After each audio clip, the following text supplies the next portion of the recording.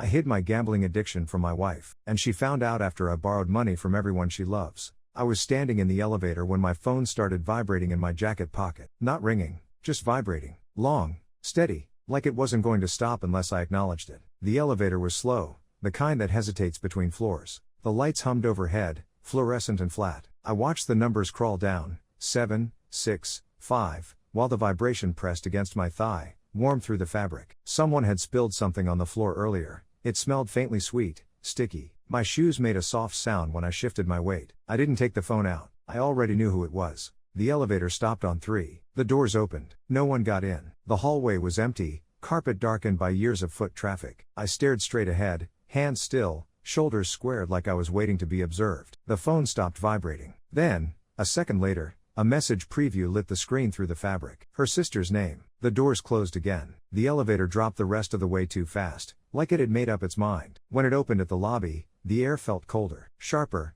I stepped out without looking back. In the reflection of the glass doors, I saw myself, tailored suit, clean lines, hair set just right. I looked like someone who had things under control. Behind me, the elevator doors slid shut. The reflection cut in half. I met her when she was visiting my country. She was there for 2 weeks. That's what she said the first time we spoke. 2 weeks, nothing serious. She said it like she needed to hear it herself. I worked near the harbor then, in a cafe that smelled like espresso and salt air. The floor was always cool underfoot, even in summer. She came in one morning holding a folded map she never unfolded. She ordered carefully, like she didn't want to inconvenience anyone. Sat near the window, watched the water more than her phone. We spoke in fragments. Short conversations stretched over days. She came back the next morning, and the next. Same drink, same seat. I started recognizing the sound of the door when she walked in, lighter than most people's steps. She was interested early. I noticed the way her attention stayed on me longer than necessary. The way she remembered small things I'd said in passing. I didn't discourage it. I didn't encourage it either. I let it exist. When she left, she cried at the airport. The kind of crying that stays quiet until it can't anymore. I stood beside her with my hands in my pockets, watching the departure board flip letters.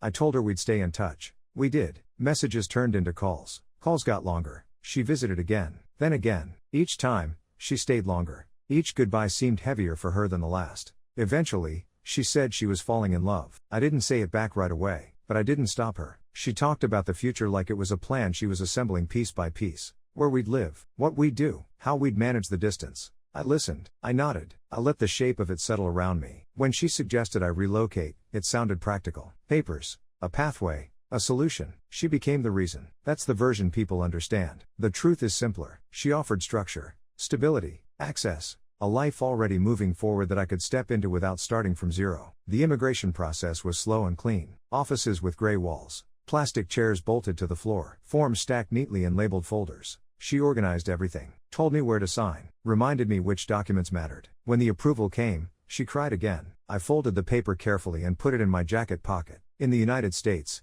everything felt louder. Wider roads, bigger rooms, conversations that moved fast and assumed confidence. I told people I was a business consultant. It came easily. A nice suit did most of the work. Clean teeth, controlled posture. I spoke just enough without saying too much. People filled in the rest themselves. I learned quickly that credibility doesn't require proof, just consistency. At home, she handled what I didn't. At first, it was temporary. I was getting settled, building connections. She took over the bills so I could focus. Rent, utilities, insurance. She kept everything in a binder on the dining table, color-coded, dates written neatly in the margins. I told myself it made sense. The gambling started quietly, late at night, online, just me and the glow of the screen. Small bets at first, enough to feel engaged, enough to feel like control. I learned the rhythms, the delay before results, the quick pulse when something hit, the softer silence when it didn't. I told myself it was temporary, a way to get ahead. The first time I asked her for help, it was small. We were standing in the kitchen. The overhead light flickered. The refrigerator clicked on behind us. I showed her my phone, negative balance, red numbers. I said I'd miscalculated. She didn't ask questions. She took out her notebook, wrote something down. How much? She asked. I gave her a number that sounded manageable. She paid it. After that, it became routine. She offered to take over finances for a while. I let her. I stopped checking balances, stopped opening statements. I kept gambling. When my accounts ran dry, I borrowed. Quietly, carefully. The first person I approached was her sister, Melissa. We met for coffee on a Saturday afternoon. She suggested a place downtown, modern interior with exposed brick and industrial lighting. I arrived early, ordered an espresso, waited at a corner table. When she sat down, I eased into conversation gradually, asked about her work, her recent vacation. I let her talk, listened carefully, remembered details. Then I shifted. I told her I wanted to do something special for her sister's birthday, something meaningful, a gift that would show how much I appreciated everything she'd done for me, the move, the support, the stability. I've been looking at this jewelry piece, I said. Custom design. Takes time to make. Melissa smiled, said it sounded beautiful. I explained the issue carefully. My bank account back home, still my primary account,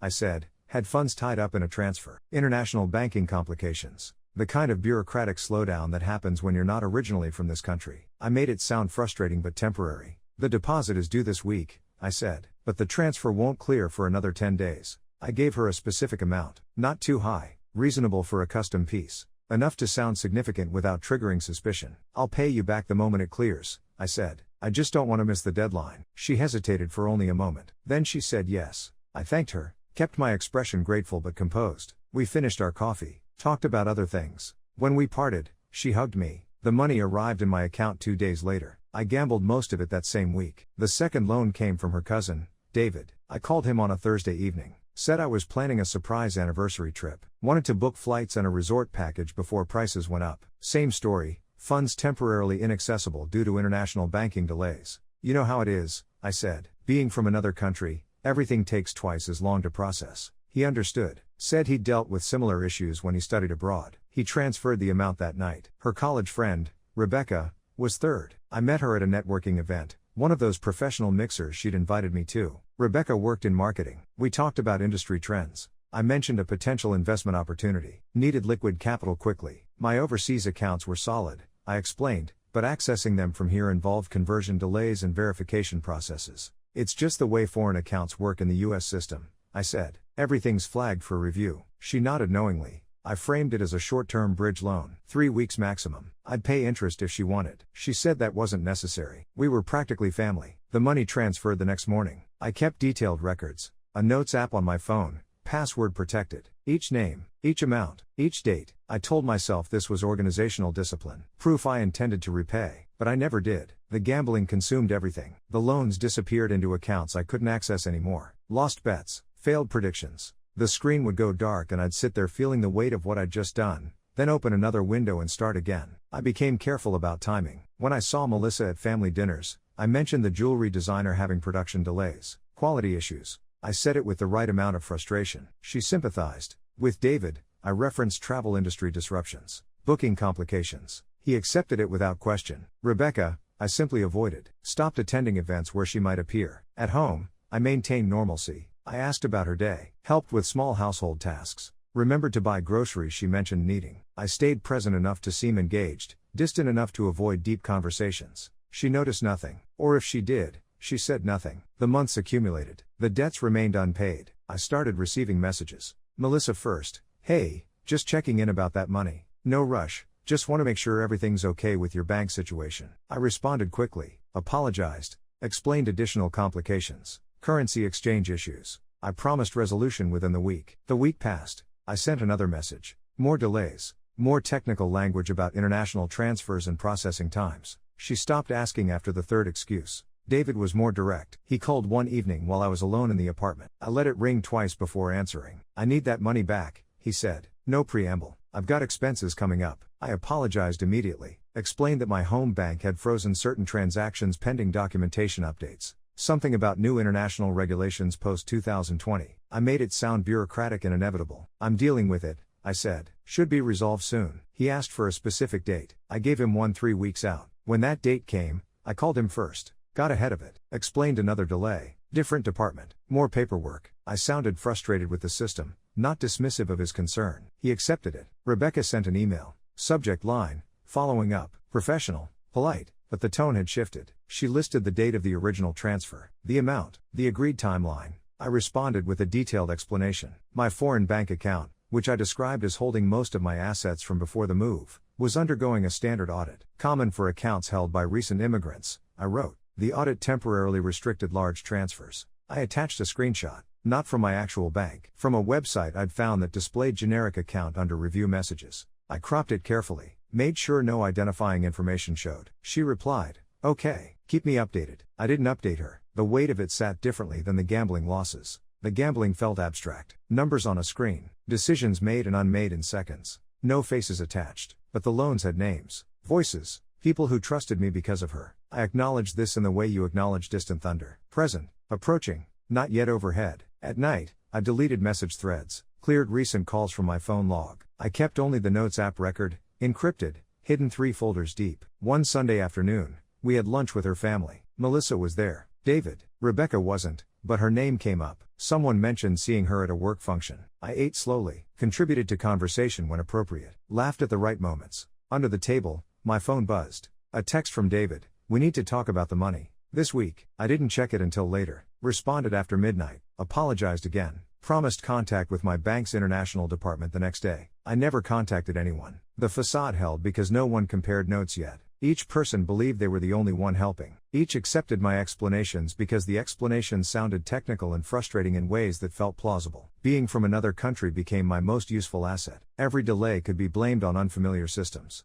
Every complication traced back to documentation requirements I was supposedly navigating. I spoke about exchange rates and transfer protocols and regulatory reviews with enough confidence that people stopped questioning. When her birthday actually arrived, I bought her something small. Earrings from a department store. Nice enough. Modest. She opened the box at dinner, smiled, said they were perfect. Melissa watched from across the table. Her expression didn't change, but I saw her glance at the earrings, then at me. She knew. Not everything. Not yet, but enough to recognize the gap between what I'd promised and what I'd delivered. I met her eyes briefly, looked away first. That night, the apartment felt smaller. She was in the bedroom reading. I sat in the living room with my laptop open, screen angled away from the doorway. I wasn't gambling. I was researching, looking at visa requirements for other countries. Backup plans beginning to form. My phone lit up. Message from Melissa. Can we talk? I stared at the screen, counted to 30, turned the phone face down. Didn't respond. The next morning, I left early, told her I had meetings, spent the day at a library across town,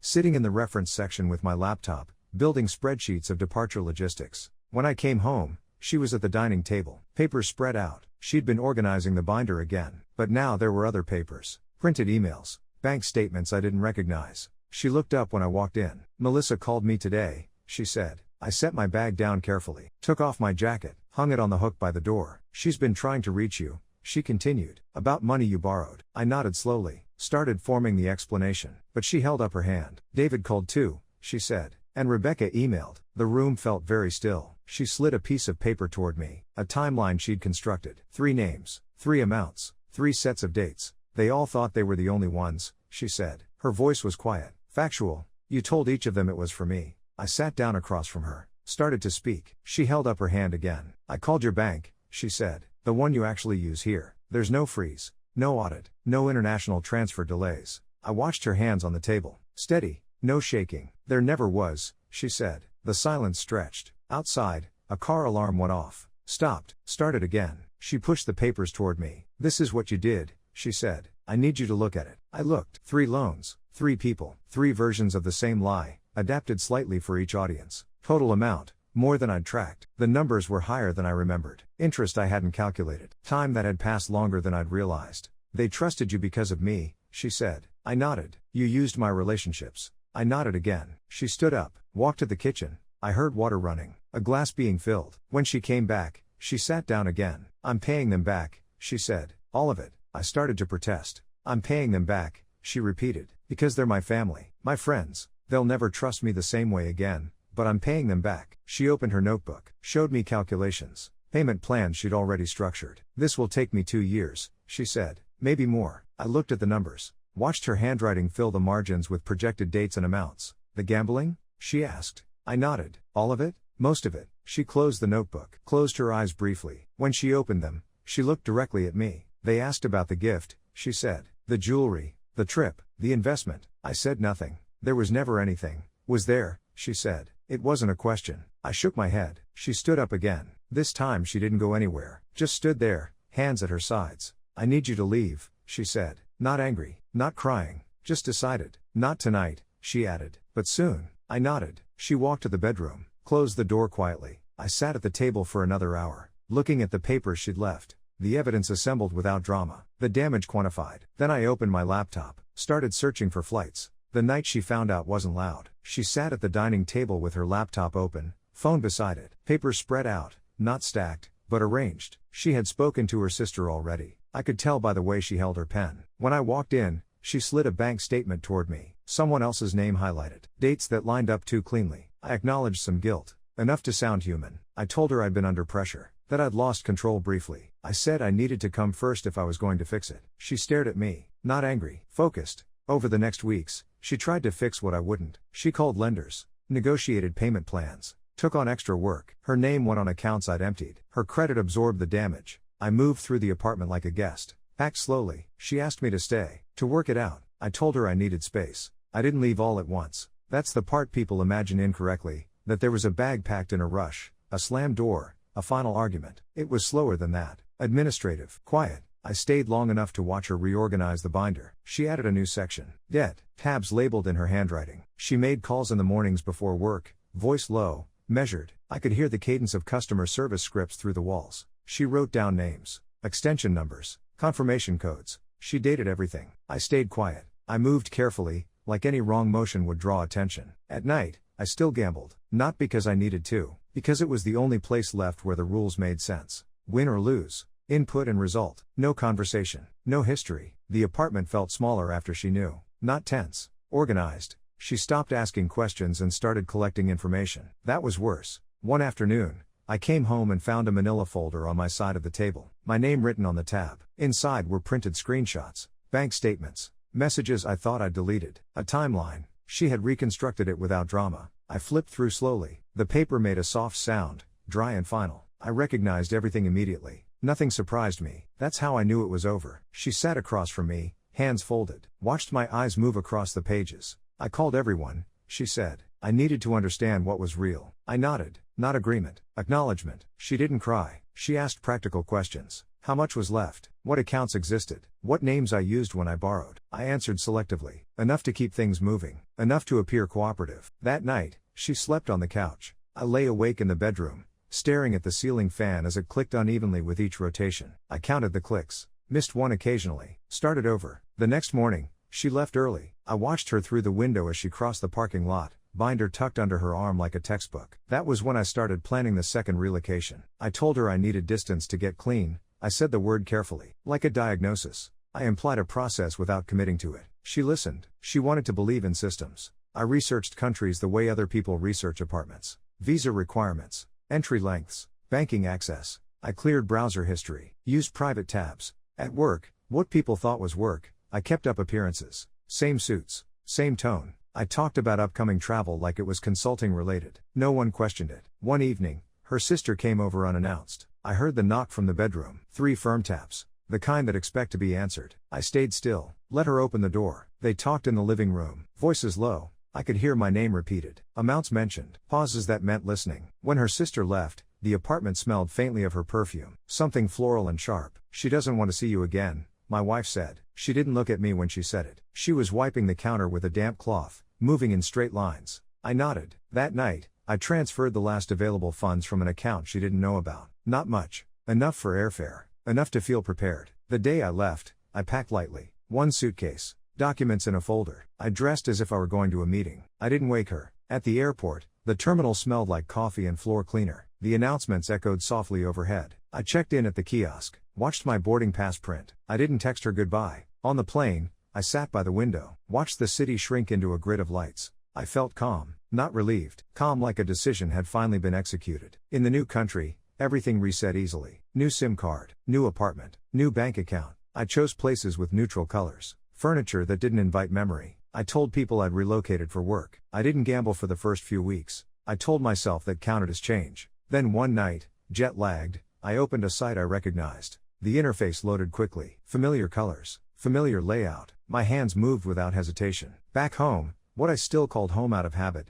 she was still dealing with the aftermath. I know this because she emailed me. Subject line, documentation. She attached scanned PDFs, settlement agreements, payment plans, notices. Her name appeared on everything. She didn't ask for money. She didn't ask for help. She asked for confirmation of facts. I replied briefly, corrected one date, clarified an amount, detached, efficient. After that, she stopped writing. Months passed. I adjusted, learned the rhythm of the new city. Morning light through different windows. Different sounds outside. Language I half understood. I avoided places with slot machines. Casinos. I told myself avoidance was discipline. One afternoon, I received a message from an unknown number. International code I recognized. It was her sister. Just one sentence. "We're done cleaning up after you." I stared at the screen until it dimmed. Then I blocked the number. That night, I slept deeply. Now my mornings are quiet. Light through unfamiliar windows. I lock my door. Check my phone. No messages from her. No numbers I recognize. I ruined her life. I know that in the way facts settle,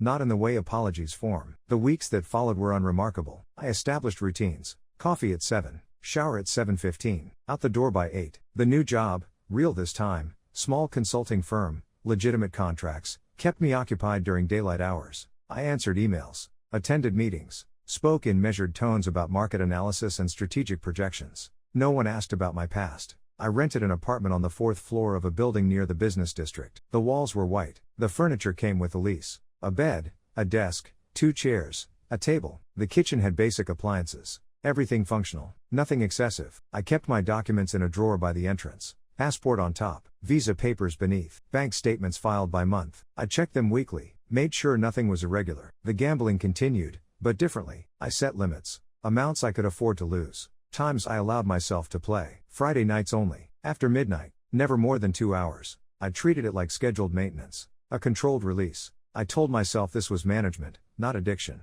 Some nights, I walked through the city. Long routes that took me past closed shops and lit windows. I listened to the sound of my shoes on pavement. Watched my breath in cold air. Felt the weight of my jacket settle on my shoulders. I didn't think about her deliberately, but she appeared anyway. In small moments. The smell of certain perfumes. The sight of color-coded binders in office supply stores. The sound of someone organizing papers in a cafe. I acknowledged these moments without dwelling. One evening, I passed a bank with glass walls. Inside, I could see people at desks, forms spread out, pens moving across paper. A woman with dark hair sat across from a loan officer, nodding as he explained something. I stopped walking. For a moment, I saw her. Same posture, same focus. The way she used to sit at our dining table, working through problems I'd created. Then the woman turned slightly. Different face. Different person entirely. I kept walking. For myself, I chose distance. Sometimes starting over is just learning how to leave without turning around. The light in my apartment doesn't flicker. The refrigerator runs quietly. I sleep through most nights now.